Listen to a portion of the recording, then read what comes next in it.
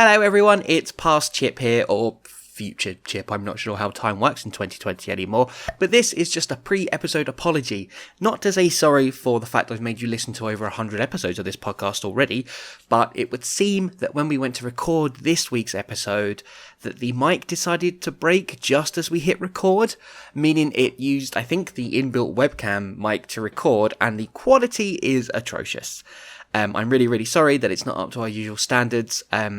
We did consider going back to record it again, but then you kind of lose the naturalness of reading the episode for the first time and seeing, you know, what happens to Chip and Ridley and Kat.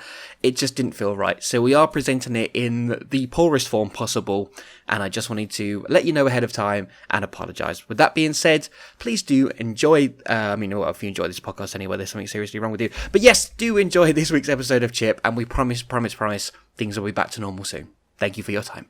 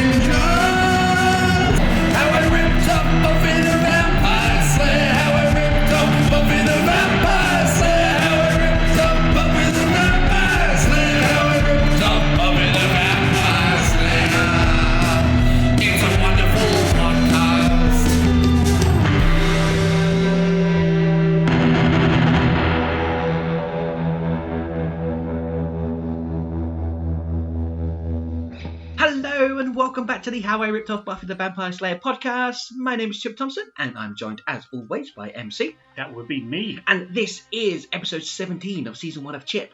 I don't think we said the title of the episode last time, MC. No. So this is Happy New Year, Part 1.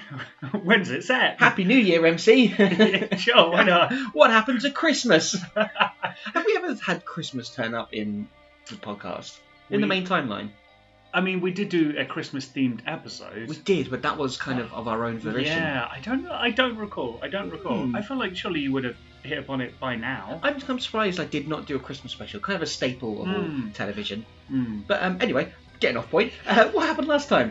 Well, the gang, Ridley, in his new capacity as a... Got his name right. I know, I'm sorry. Oh, God. As a respectable 9-to-5 blue-collar worker type person, because they're different things, whatever. So middle class. I mean, it said 9 to 5, but yeah, anyway.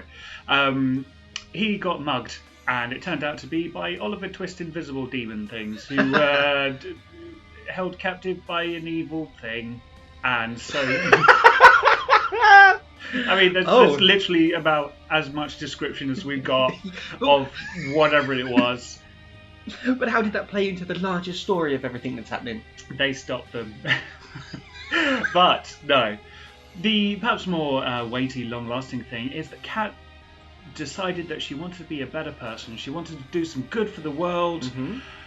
And she went to Chip to ask for advice from Chip. Yes, she went to a stalker to ask for advice. A stalker who tried to end the world. Hey, he wasn't a stalker when he did that. I guess he knows... I don't think. I guess he knows what not to do. Yeah, exactly. It's kind of like the example that you don't follow. We also had Chip having a little interaction with Detective Bentley as well. We did indeed. Who seems to be a nefarious sort. Yeah, so I wonder if that will play into it more. And if we're just going to get some New Year's Eve shenanigans, maybe they're just going to go out and get drunk and have a lovely time. And let's just repeat that Chip bribed the policeman, the corrupt policeman, with money that he got from robbing a bank. Well, he stole it from the back of a money van.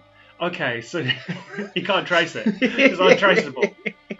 Well, let's find out if any of that is going to come up in this episode as we get into Happy New Year, Part 1.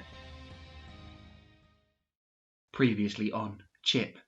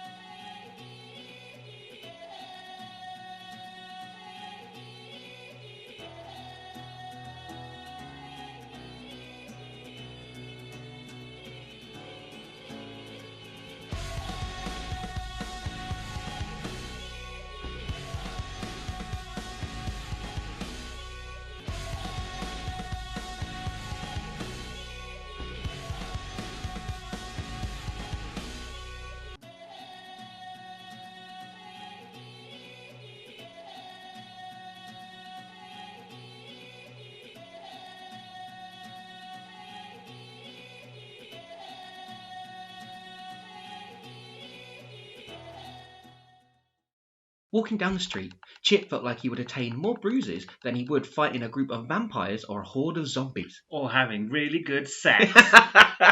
Well, he would bruise himself. Is that when he masturbates? Sometimes his hand slips. Punches himself in the face. Oh no, let's not get into ninja wanking. It was New Year's Eve in New York, and the streets, if at all possible, seemed a heck of a lot busier than usual. 'Tis the season. Ridley said, weaving in between the many people. Christmas is over, the shops are having huge sales. People like their bargains. Does that happen in America, or is that just an English thing? What? Did you get like the Boxing Day sales, the January sales? I mean, this is neither of those, because it's technically the 31st of December. I just assume that late stage capitalism home that America is, they'll just use any opportunity to get people to buy shit. They probably have like it's July the 29th sale. That's probably some sort of really significant American holiday. Someone's going to get in touch and be like, yes, they actually do have that, actually. Yeah. Chip struggled to keep up with the smaller New York native. He barged his way through people, and people pushed past him, no one ever stopping to say sorry or give a little, excuse me. You know you're not in England when... The ninja sometimes wondered if this was the place for the worst kind of humans in the entire world. That is... Oh, the irony. The irony. But there is something very English about that, of assuming that if somebody doesn't apologise after bumping into you, that they must be a serial killer. Oh my god, if he comes across an improper queuing system, he's going to lose his shit. No one cared about their fellow man on the street, and it showed. Thousands of men and women, all out for themselves. Chip sighed and tried not to lose track of Ridley. I mean, that's kind of like... Chip kind of judging everyone who's celebrating New Year's Eve. And who's in a hurry. Yeah. And there's just so many people, you can't practically apologise to everyone you bump into. Oh no, where's that evil switch right now? Oh my god, it got bumped. I could have in the crowd. Oh no. Finally, they stopped outside of a bookshop. Chip brushed the snow from his coat and Ridley rubbed his hands to try and keep them warm, blowing on them too. This is the place, he said. Ordinary bookshop, but it's got a huge occult section. Good material too, not the crappy stuff about witches and wardrobes. So is this going to be their, like, Tomorrow Gason, they had a library with a big occult section. Which they broke into numerous times. Yeah. Now there's a bookshop that has a huge occult section, like when you go into Waterstones, and there's like fantasy, literature, reference, occult. Actually... This is like the New Age spirituality section. I don't think Chip's going to learn yoga, though. I don't think that's going to happen. But you do get like occult bookshops and stuff. So I imagine this is kind of more of a small independent place that maybe, conveniently has lots of occult books. Sure. Speaking of the occult book library, that kind of got wiped and never explained as to why that happened. I mean, that's for tomorrow Gason, but maybe we should look into that at some point. Yeah, we'll investigate it. We'll basically say this exact same thing on tomorrow Gason this time. You actually like this city? Chip asked Ridley as a customer exiting the bookshop stood on Chip's feet. Like it? I love it. You just got to get used to it in its quirky little ways. It stinks. Chip proclaimed. We barely got off this street alive.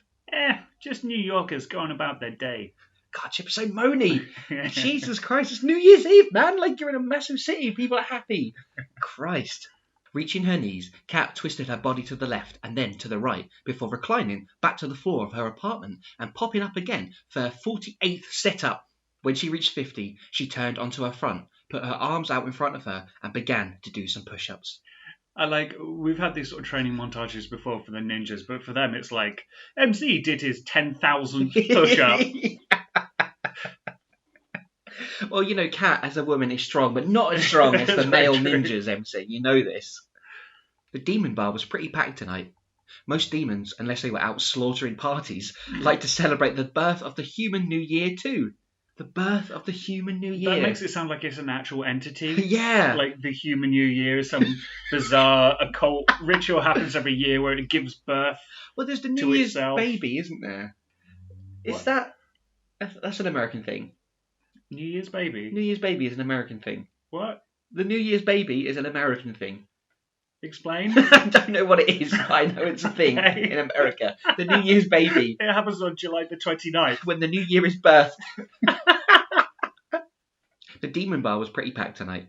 Most demons, unless they were out slaughtering parties, like to celebrate the birth of the human new year too. Normally, with lots of alcohol, virgin's blood, and bile. Shot of bile, please. Mock was run off his feet and hoping to sit down soon. He knew he'd be working all day.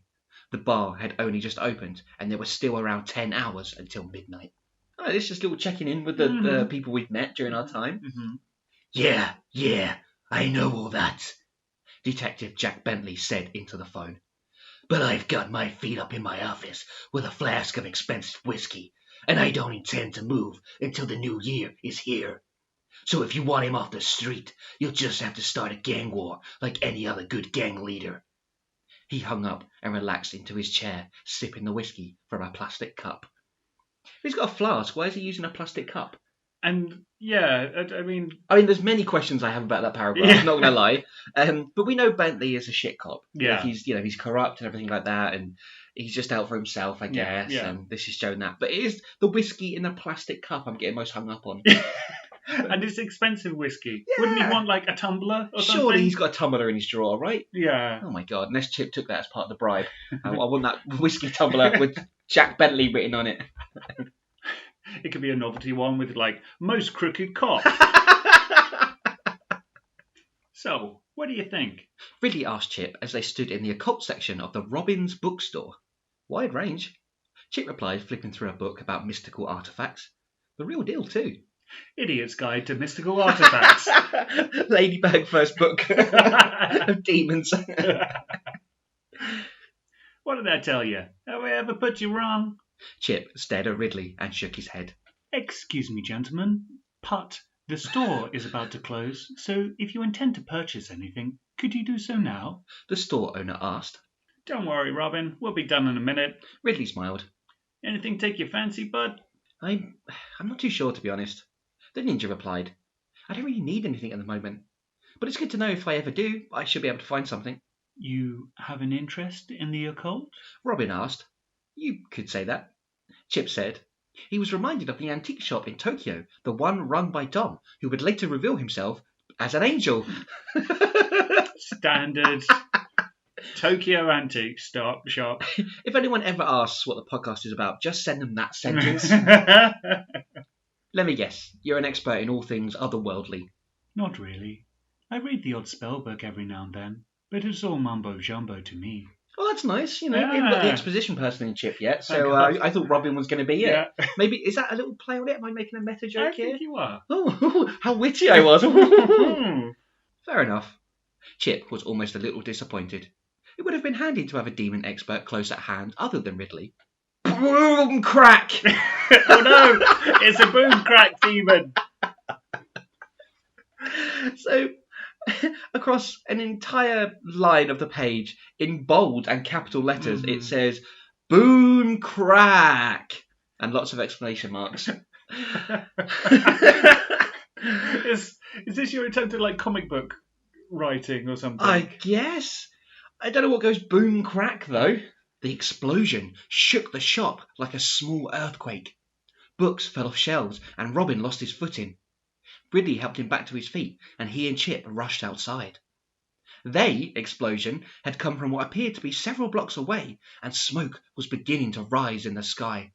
A stunned Chip looked at Ridley, who was shaking his head and mumbling. Oh God, please no. Not again. Not what again? Chip wanted to know. The last time I heard an explosion and saw smoke was that fateful day in September. The two exchanged a worried look before hurrying down at the now nearly empty street. Chuck in a 9/11 reference, why not? Yeah, I'm sure I'll handle this really sensitively and stuff, won't I? Oh God, no. Because this would have been, like 4 or 5 years after 9/11, I guess? Probably. Oh no. The noise had startled Kat so much that her hand had slipped from underneath her and she had hit the floor. Picking herself up, Kat made her way over to the broken window in her small apartment. On the other side of town, a cloud of smoke was rising in the air. Puzzled, Kat continued to stare for a few moments before slipping a jumper on, or a jump, grabbing her coat and leaving her place. As she left, 2 more explosions went off, both in different parts of the city than the first. Now, is this going to be supernatural related, or is it going to be like, oh no, Al-Qaeda 2? Oh God, oh no, I really hope not. Oh no. Yeah, what I'm really hoping is that I'm kind of like playing off the idea that New York is being attacked by terrorists again. But then it's just demons and stuff. Some rubbish demons that we have an explanation for, not a real life event that I'm trying to deal with. Yeah. Oh no. Yeah. The bomb site was a small shopping centre. Luckily, it had been closed at the time of the explosion. However, there still had been people inside. Workers stacking shelves and preparing for opening after the seasonal holidays. The front glass doors had been apart, and little shards of glass covered the road and scattered all the way across the street to the other side. Ambulances were arriving and treating the people with cuts from the flying glass. Cop cars screeched as they pulled up and ran inside, looking for survivors. As Chip and Ridley arrived, the police were starting to wrap a yellow strip of tape around the scene to keep the grounds back. The grounds? To keep the grounds back? What? He's like, it was an earthquake. Right, just tape it up, it'll be fine. You must have meant crowds. Yeah. But how you went from crowds to grounds? Well, it's got the O, the R, the D, and the S, but all the other letters are different. They sure are. I still like to think the police think it's an earthquake and they try and repair it with the tape. Just get this flex tape on it, it'll be fine. As Chip and Ridley arrived, the police were starting to wrap a yellow strip of tape around the scene to keep the grounds back. Chip ducked underneath the tape and Ridley followed. Oi, you can't go in there. A cop called out. Sounds vaguely cockney for some reason. Yeah, all the cops turn out a bit sort of like, what's going on here? Chip ignored him and continued to walk forward, ignoring the officer who gave chase, pulling his gun out. Freeze! He shouted. Chip turned around. If you don't get that gun out of that man's face, I will sell your badge to the family of the last crook you busted, Detective Jack Bentley said. I mean, he could have just said, it's all right, they're with me. It's like... No, Bentley's a dickhead. Have you not picked up on that yet? He's a bad guy, MC. Was it last episode of the one before where he said to like a rookie cop, if you don't do what I say, I'll frame you with a dead prostitute and a load of cocaine or something. Imagine if he gets somebody gets his order wrong at McDonald's.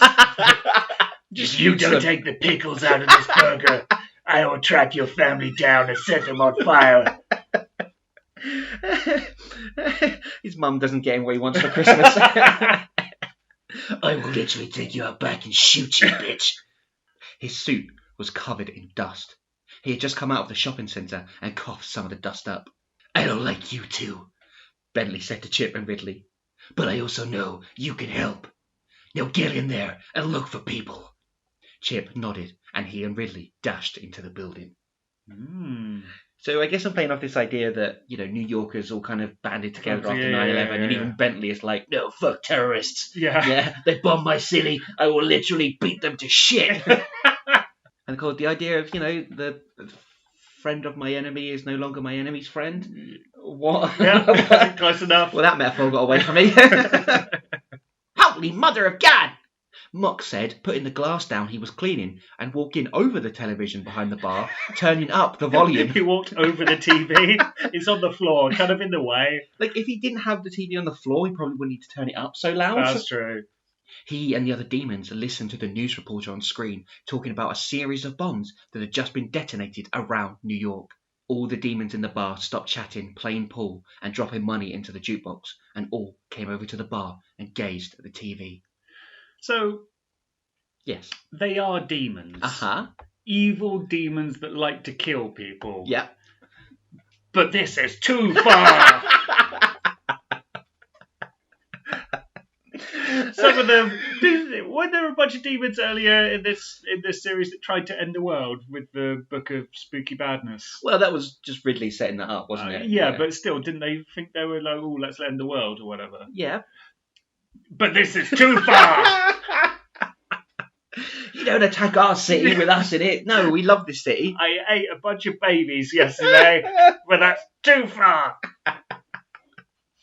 Do you know, in Marvel, they actually handled this really well. There was a really kind of like tasteful comic that they did, based around all the heroes and some of the villains coming to help and stuff like that. I guess this was my attempts at that. Demons. At least you're ripping something off. Yeah, it's not coming straight from you. Buffy didn't stop 9/11. Buffy did 9/11. It was her and Bush working together.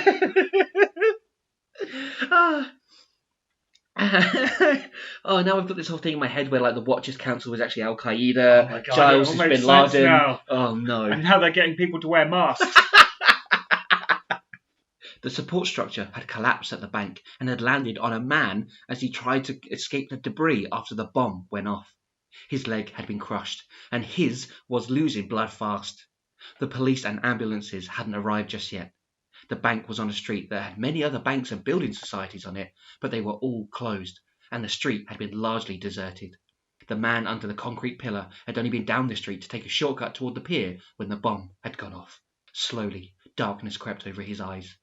He was about to pass out when suddenly he felt a presence next to him. Managing to open one eye, he saw a woman kneeling beside him. Call 911. He spurted. No need. Kat replied. I'm pretty sure they heard this. Standing, she wrapped her hands around the pillar and started to lift. Within seconds, she was sweating at the weight she was trying to lift, but bit by bit, she managed to lift it off his legs. When she had it about a foot in the air, she said, Crawl out! I can't lift it all the way off.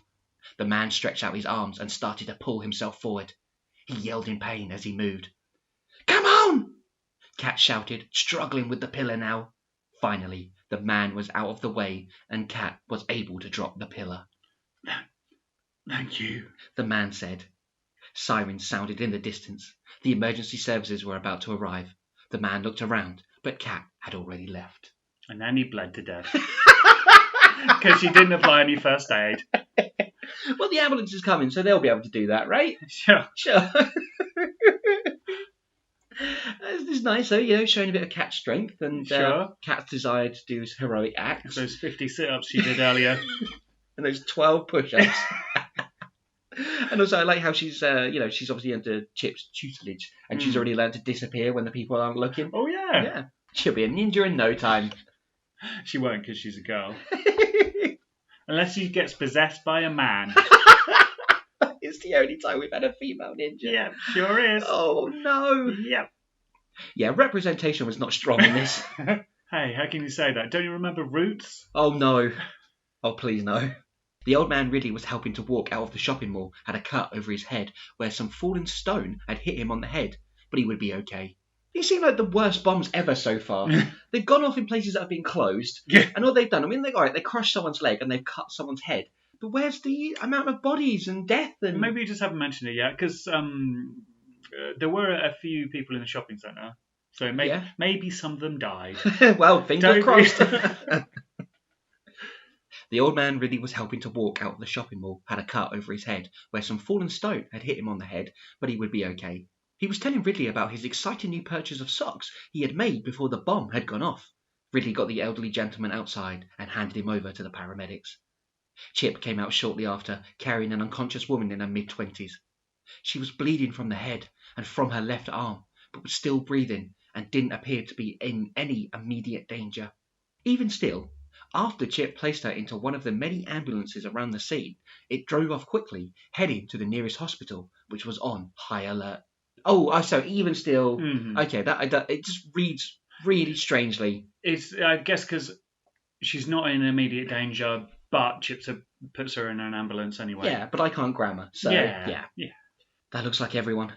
Chip said to Ridley, brushing the dust from his coat. Nothing too serious either. Cuts and bruises, few concussions, and a couple of people in shock. No, where's my dead bodies? For God's sake, these are the worst terrorists ever. Jesus. You can hardly blame them. This thing came out of the blue. Any idea what we're dealing with? It doesn't have the aftertaste of a demon attack. Ridley said, scanning the scene. What's an aftertaste of a demon attack? It's kind of lemony. Slight hint of parsley. They're much more smash and grab.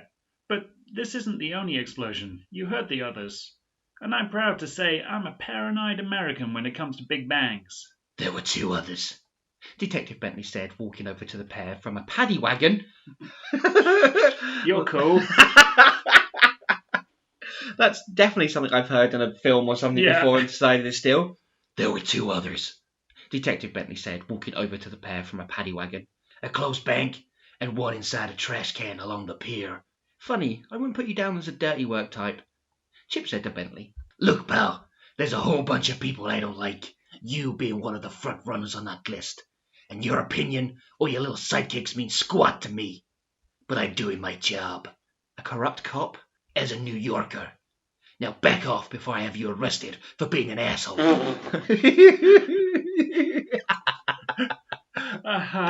Okay, I'm kind of enjoying Bentley, I'm not going to lie. Now that being said, I also know you pose a certain ability for situations like this. And I could use a man like you. Both of you. We're your guys. Ridley proudly said. That's great, sweetheart. Now listen up. Bentley instructed Chip and Ridley. I think we're all thinking the same thing when it comes to 3 bombings. But we can't say for sure. I'm going down to the pier to check out the other bombing. You want to tag along? Then that's fine by me. I actually thought he was going to add an insult on the end there as well. Well, I mean, you called them sweetheart, and it's like, you can come with me if you want to. I don't care. I mean, if you're hungry, we could go for pizza after, maybe. But no, I mean, I don't want to. But, you look hungry, and yeah. I've got my own paddy wagon. We can all go together. Bentley walked over to a squad guy. SWAT guy, maybe? Who knows? Bentley walked over to a squad guy and told the uniformed office, oh no. Is it an exchange from Tokyo Police? Well, clearly the office wasn't corrupt like the rest of the police, so he's moved countries and joined the NYPD. Is he corrupt and that's why he's working for Bentley? Ooh. We can't trust an office. That's So what my mum many always wrinkles. said. Bentley walked over to a squad guy and told the uniformed office in the driver's seat to get lost. Or have him shot or something. Ridley turned to Chip. What do you think? I think this is the one occasion where we can trust Bentley. The ninja replied. The 2 walked over to the squad car and got into the back. With the detective driving, they sped off to the other bomb site. So we got Bentley teaming up with Chip and Ridley in a sort of a wacky, I think he said rom-com, that's not what I meant. I think I'm still thinking about that sweetheart comment. Exactly. Bentley fancies them. Wouldn't it be funny if it turned out he just wanted to be pals with them, but didn't have the emotional wherewithal to be able to deal with that? Get me a drink. Kat dropped some money onto the bar. Just a sec. Mock replied, still glued to the television. I mean, if it's already on the floor, it would surprise me if he's glued it as well. Kat joined him in watching the report, which was much like the one before, going over where the bombs had gone off and that so far no one had claimed responsibility for the bombings. Mock eventually poured Kat her drink. The demons in the bar still watched the television from the bar. As opposed to... They went outside and peered through the windows. Never seen anything like this before, Kat said. You obviously weren't here the last time, Muck replied. I wasn't. A girl with your special powers, shouldn't you be out there trying to help? I was. Kat swallowed her drink in one. But there's not much I can do. Cops are all over it. Do you think that's a little hint to Kat's past there? Like she didn't seem so sure that she was in New York around 9/11? I didn't get the impression she was unsure. I think she was just all like, ooh, my mysterious past that I'm not going to hint at. Ooh, look how mysterious I am. I can do 50 sit-ups. As the squad car turned onto the street with the ocean on its right-hand side, you could see the bomb wreckage from a long way back. Policemen had surrounded the area and were trying to get the people back from the scene. Chip and Ridley leant forward and peered from behind the cage at the back of the car as Detective Bentley drove at high speed towards the incident. Probably runs a bunch of people over. He should have gone out the way. Any casualties here? Chip asked. Hang on, I'll use my psychic powers and see. Bentley replied in a tone that was meant to be sarcastic, but his attention was too drawn to the bomb. This is heavy, Ridley said, leaning back in the seat, rubbing his hands through his hair. You know, when September the 11th happened, the entire world felt it. But I didn't realise people in New York were this shaken by it all. Believe me, bud, there's nothing like living it. Did you lose anyone in the attacks? I lost thousands. Ridley stared at the site as they reached it and the car stopped. Bentley let them out the back and immediately went to the lead officer at the scene and relieved him of that command. And fired him. And killed him. And framed him for murder.